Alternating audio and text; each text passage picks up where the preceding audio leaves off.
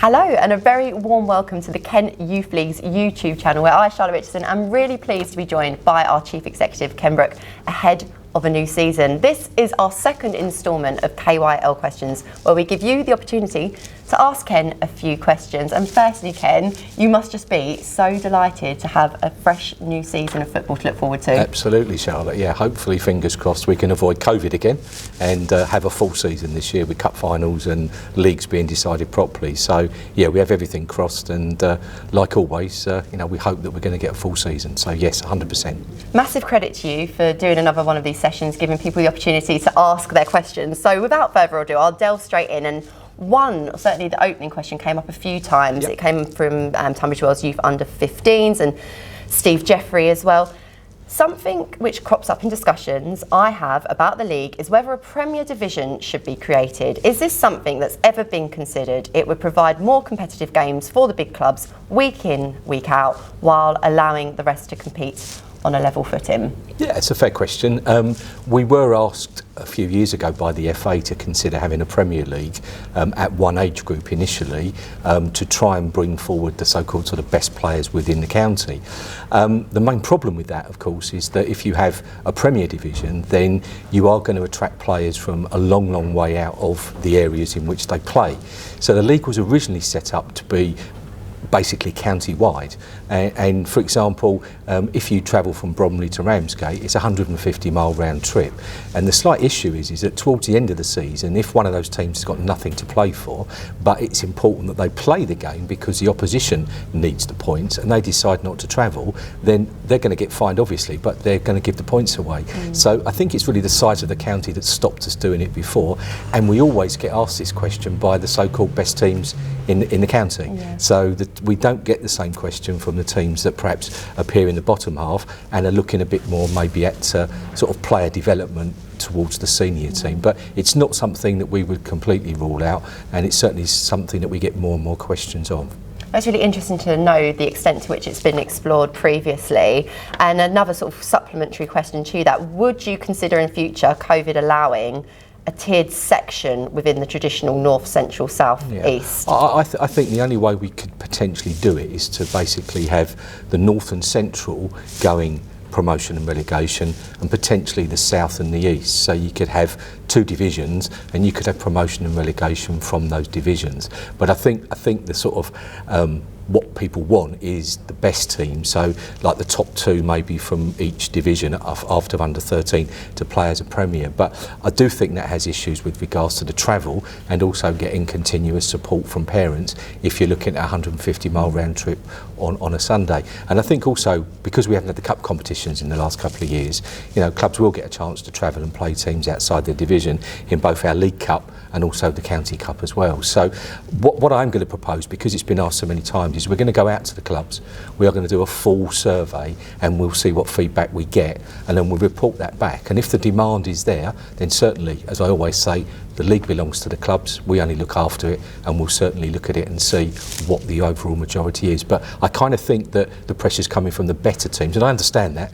I do understand that, but we have to look after every single team with all ability, so we'll get what the majority feel, and we'll get something out there during the start of the season. Brilliant stuff. And of course we had a fair few questions related to COVID, one that came up frequently as well.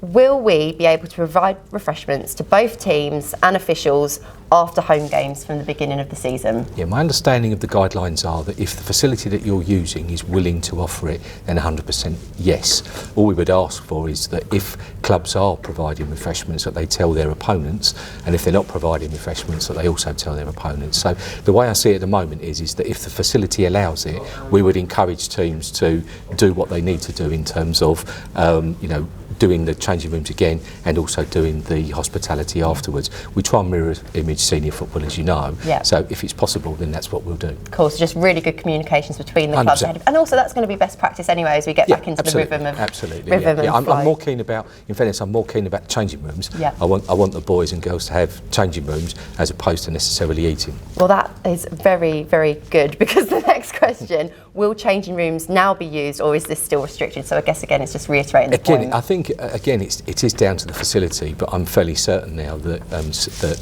at all levels, certainly at senior level, the changing rooms are being used now. So unless there's a reason why not, then we would hope that they would be used. But again, it has to be down to the facility and any changes that might take place between now and obviously the start of the season, because this thing is not set in stone, as we know, and if something crops up, then we may have to sort of change that as we go forward.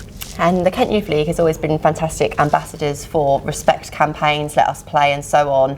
One thing that came in the bit when football was allowed to return in lockdown, in the midst of all the guidelines changing, was ill discipline and reports and increases in behaviour. What's the Kent Youth League's stance on discipline? Yeah, I think the main issue is that having seen some of the idiots that were kind of let out to matches, having waited sort of 17 months, I'm a little bit nervous about the fact that there is a full season. Having said all of that, we did play a few games towards the end of last season, and lo and behold, the behaviour was pretty good. We have a tough stance. If it's reported to us that parents, people watching the game are causing an issue, then we'll deal with it. We always have done and we will continue to do so. But we're hoping that the silent majority, which they've done in the past, will help us with that. Because if you tell us, we can act on it, but we can't be in 100 places on a Sunday, which is what we would need to do. But if it gets reported, we will investigate it. Okay, brilliant.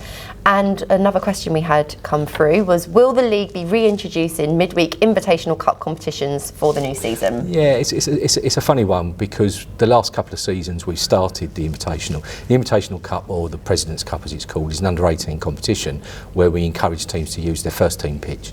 Now the problem with that, of course, sometimes is the availability of the pitches, and we often compete with the FA Youth Cup initially, which usually takes us through September and into October, and some of the teams play obviously midweek in what was the Ryman League, I forget what they call it these days, but that's a midweek competition. So we are looking at it. We haven't made a 100% final decision yet, but we wanted to really get back on track with our bread and butter stuff, which is the Sunday football, and to get that playing. But we may go out to clubs and see if there is the demand for it again, because being midweek, it's often difficult for clubs to get pitches.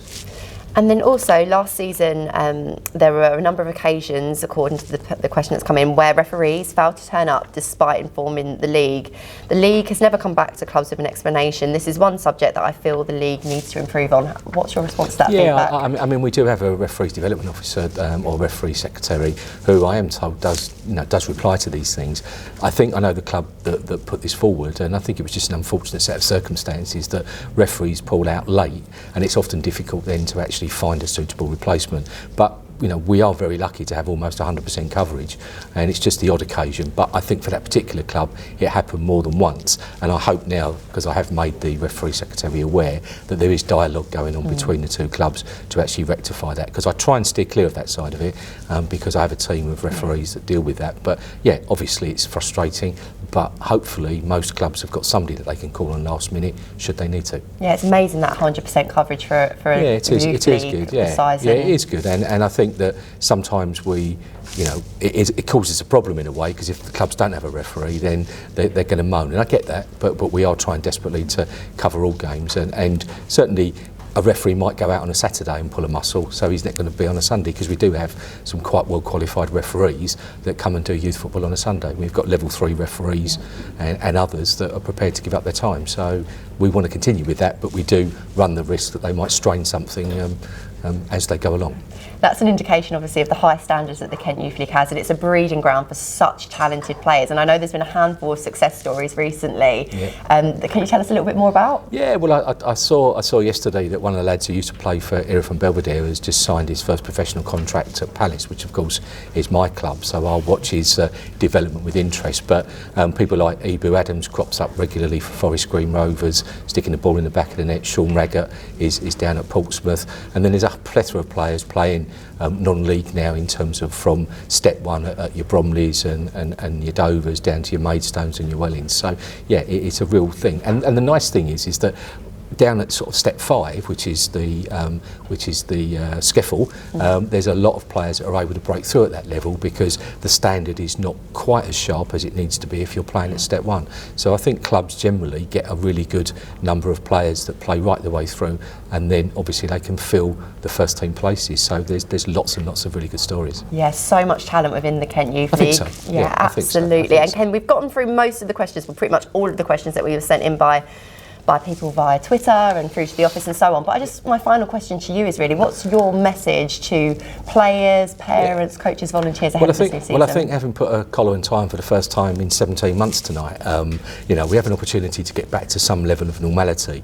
Let's let the small minority not spoil it. We want everybody to, basically greet everything positively, and the positive message is it's about the kids at the end of the day. It's not about me, it's not about adults, and to give the kids the opportunity to play, get out and about, and hopefully have a full season. My biggest wish is that we get cup finals played, because we've done a deal with Stagecoach again, where the winning team at every age group will have access to an open top bus, so they'll be able to take their cup round the streets of their rivals and have a little bit of fun on the way. So that's really what I've been hoping for, because we've had that in place now. This will be the 3rd season, and the other 2 seasons we haven't actually been able to use it. So that would be a lovely thing to do. So that's my biggest wish, I guess, along with making sure that the season goes as we want it to, and it's lots of positive and lots of good football. Oh, I'm sure there will be. Well, Ken, thank you so much for giving up your time to do this KYL question session, and thank you to everyone that submitted their questions to us at the league. We are so excited for a safe, fun football season ahead. Do make sure that you subscribe to the YouTube channel so you get all of our latest videos whenever they drop.